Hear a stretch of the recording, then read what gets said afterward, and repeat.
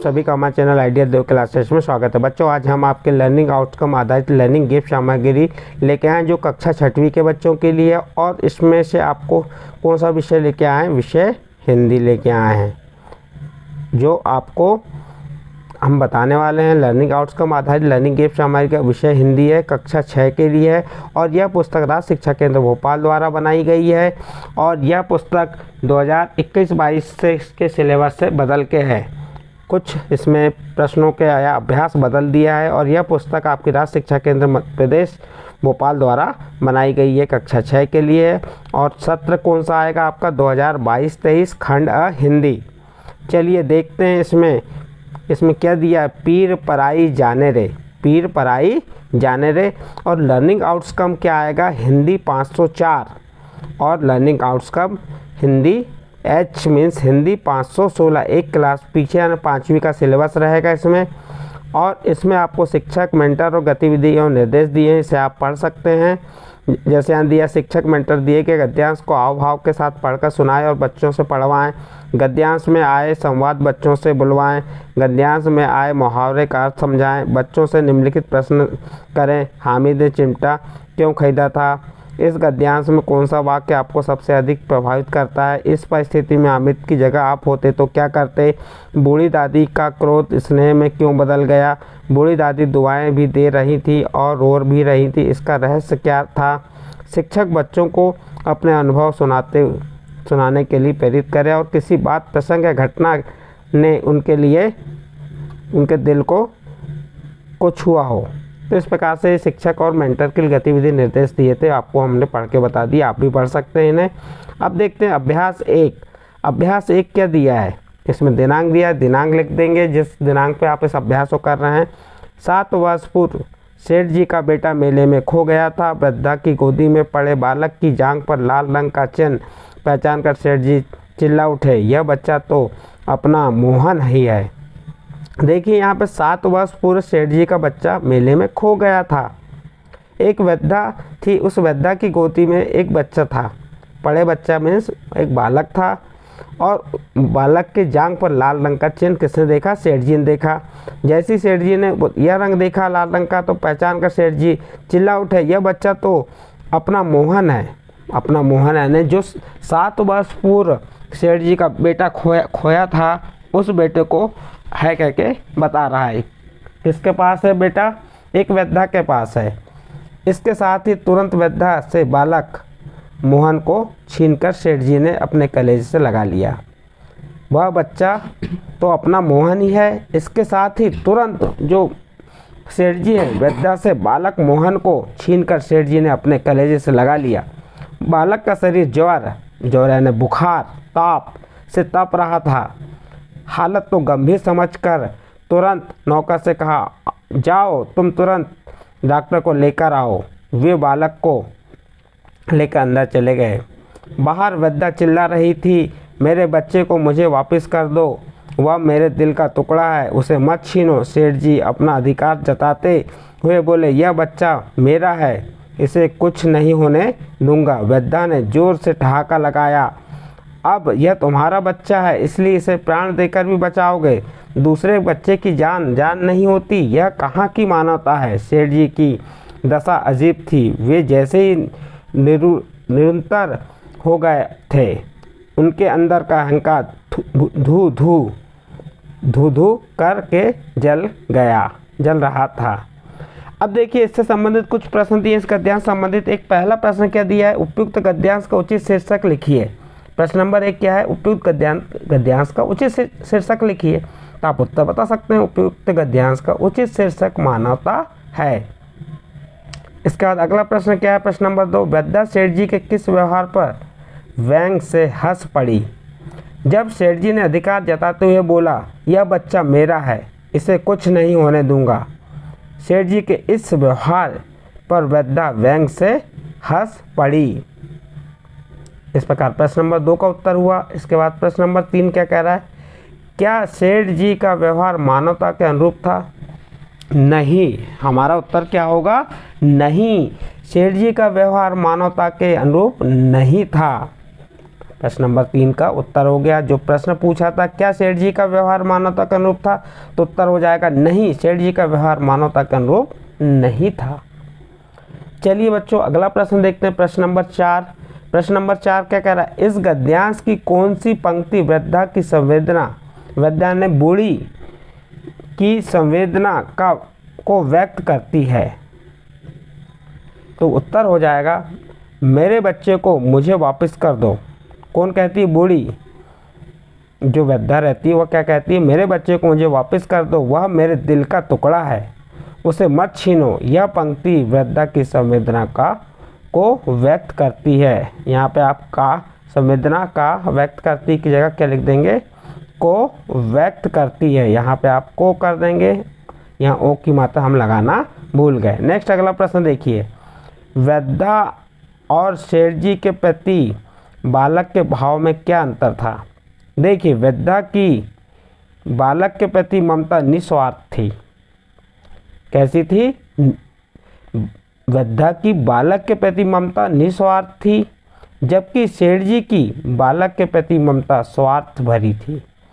तो उनके ये एक अंतर बताया हमने, वृद्धा और सेठ जी के प्रति बालक के भाव में क्या अंतर था। तो एक बता सकते हैं आप कि वृद्धा की बालक के प्रति ममता निस्वार्थ थी, जबकि सेठ जी की बालक के प्रति ममता स्वार्थ भरी थी।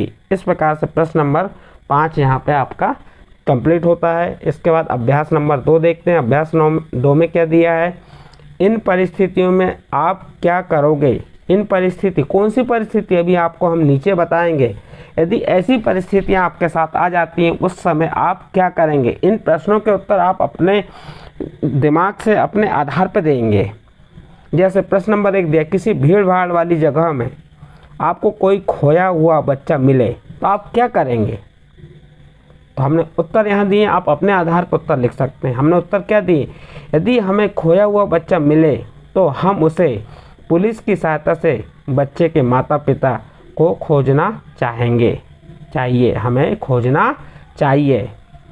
यदि हमें खोया हुआ बच्चा मिले तो हम उसे पुलिस की सहायता से या पुलिस के पास पहुंचा देंगे, पुलिस ढूंढे, या हम पुलिस की सहायता लेंगे और उस बच्चे के माता पिता को खोजने का प्रयास करेंगे। इस प्रकार से प्रश्न नंबर 1 यहाँ कंप्लीट हुआ। इसके बाद प्रश्न नंबर 2 क्या कह रहा है, आपके गांव या मोहल्ले में किसी निर्धन व्यक्ति के घर में आग लग जाने से उसका सारा सामान जल जाए तो आप क्या करेंगे। उत्तर होगा, यदि हमारे गांव या मोहल्ले में किसी निर्धन व्यक्ति के घर में आग लग जाने पर हम उसकी निस्वार्थ भाव से सहायता करेंगे। क्या करेंगे, निस्वार्थ भाव से, कोई स्वार्थ ना हो। अब निस्वार्थ भाव से सहायता कैसे करेंगे, उसे खाने के लिए भोजन देंगे, पहनने के लिए कपड़े और रहने के लिए स्थान की व्यवस्था करेंगे और पुनः उसके मकान को या उसके घर को बनाने के लिए हम उसकी आर्थिक सहायता करेंगे निस्वार्थ भाव से। इस प्रकार से प्रश्न नंबर 2 कंप्लीट हुआ। प्रश्न नंबर 3 देखिए, आपका कोई साथी पेन या कॉपी खरीदने में असमर्थ हो, जबकि उसके पास जेब खर्च के लिए मेरे बहुत से रुपए हैं, तो आप क्या करेंगे। यदि मेरा साथी पेन और कॉपी खरीदने में असमर्थ हो तो मैं अपने जेब खर्च से मेरे साथी के लिए पेन कॉपी खरीद दूंगा, वो भी किस भाव से, निस्वार्थ भाव से। अगला प्रश्न देखिए, रास्ते में एक बूढ़ी महिला भारी थैला मुश्किल से उठा उसी ओर जा रही है जिस ओर आपका घर है, तो आप क्या करेंगे। उत्तर, प्रश्न है आप क्या करेंगे, तो उत्तर होगा, रास्ते में एक बूढ़ी महिला भारी थैला उठाए उसी ओर जा रही है जिस ओर मेरा घर है, तो मैं उस बूढ़ी महिला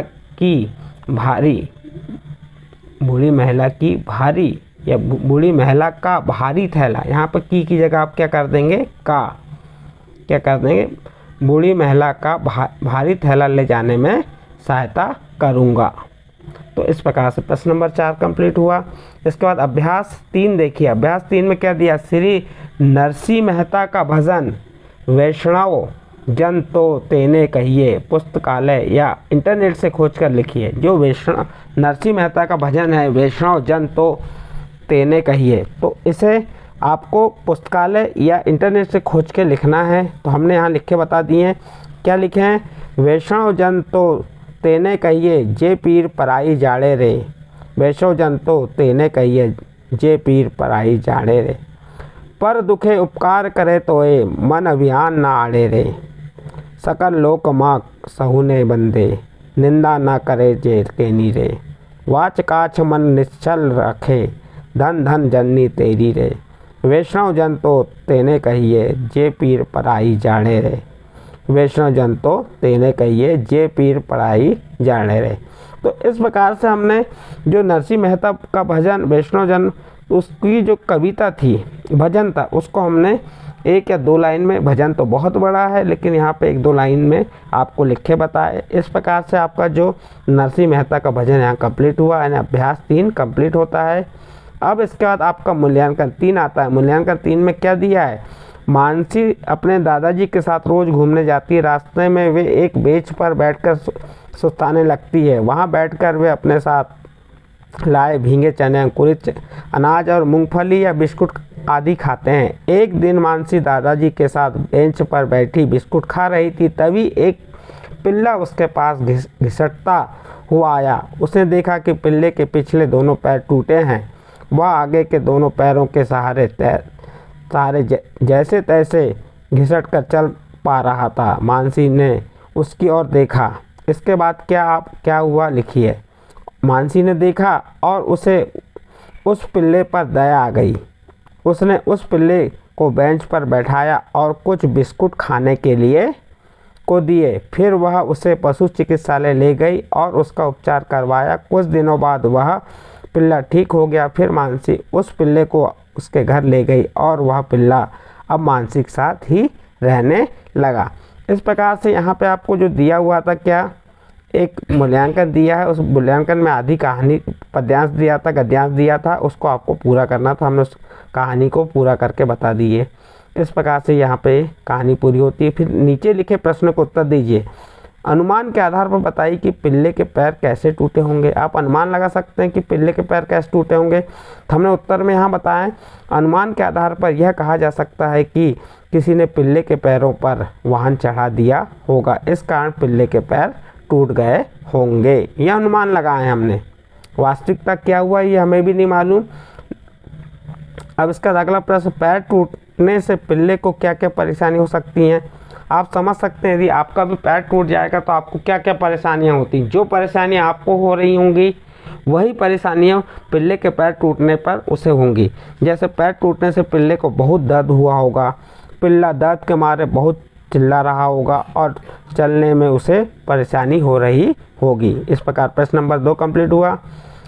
इस प्रकार प्रश्न नंबर 2 के साथ जो आपका मूल्यांकन 3 और आपकी पीर पराई जाने रे संबंधित जितने भी आपके गद्यांश थे वह कंप्लीट होते हैं। यदि ये गद्यांश आपके समझ आए हों तो आप हमारे चैनल आइडियल देव क्लासेस सब्सक्राइब कीजिए, लाइक कीजिए और अन्य ग्रुप में शेयर जरूर कीजिए।